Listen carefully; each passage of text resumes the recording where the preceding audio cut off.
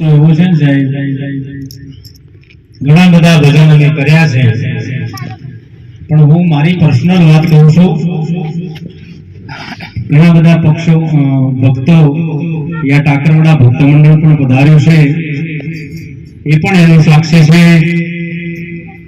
અહીંથી જસલાણીની બાજુમાં ભોગરોડિયા ગામ, અને સાહેબ ભોગરોડિયા ગામની અંદર બસ સ્ટેન્ડ ઉપર માં સિકોતરનું મંદિર છે, અને માં સિકોતરના સ્થાપના દિવસ નિમિત્તે આખા ગામે ભેગા મળી ભજન અને સંતવાણીનું આયોજન કરેલું. ચંગવાડા ભક્ત મંડળ અને ટાકરવાડા ભક્ત મંડળ બે મંડળને બોલાયેલા સાહેબ. ભોજન પ્રસાદ કર્યો. ભોજન પ્રસાદ લીધા પછી મંદિરના એક્ઝેક્ટ બહાર સુંદર મજાની વ્યવસ્થા કરેલી, સ્ટેજની વ્યવસ્થા. એને વંદન કર્યા માં સિકોતરને આખા મંડળે, અને બેઠક લીધી. કહેવામાં આવ્યું કે બસ હવે શરૂઆત કરો ભજનની. એમાં સૌ પ્રથમ ગણપતિ વંદના કરવા માટે માયકનો દોર મારી હાથમાં આવ્યો. તમે માનો નહીં, એની રજા વગર સાહેબ ગણપતિ દાદાનો ભજન છે ને એવું શરૂઆત નતો કરી શકતો.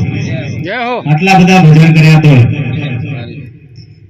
ઘણા બધા ભક્તો સાક્ષી છે, મારી ચર્ચા પણ થઈ હતી. અને સાહેબ મનોમન આખા મંડળે ભેળા મળી અને માતાનું સ્મરણ કર્યું કે માં, તારા ખોળે આવી અમે ભજન કરવા માટે આવ્યા છીએ. કોઈ અમારો સ્વાર્થ નથી, પણ માં તું ધારે કરનારી છે.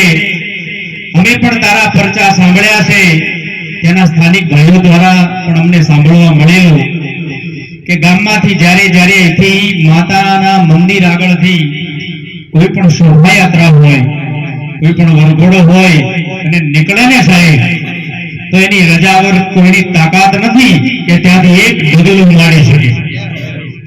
હા, અને સાહેબ મનોમન સ્મરણ કર્યું. એને આમ કાલી ગયેલી ભાષામાં અમે એને યાદ કરી અને એને નમસ્કાર કર્યા. અને ત્યાર પછી સાહેબ અમારે છૂટ થઈ અને પછી ગણપતિ વંદના અમે કરી શક્યા, અને પછી ભજન જામ્યું. બધા ભક્તો સાક્ષી છે સાહેબ. એટલે આ માં સિકોતરનો ખોળો છે સાહેબ. એટલે બધા પ્રેમથી ભાવથી બધા બેસજો. સાજિંદા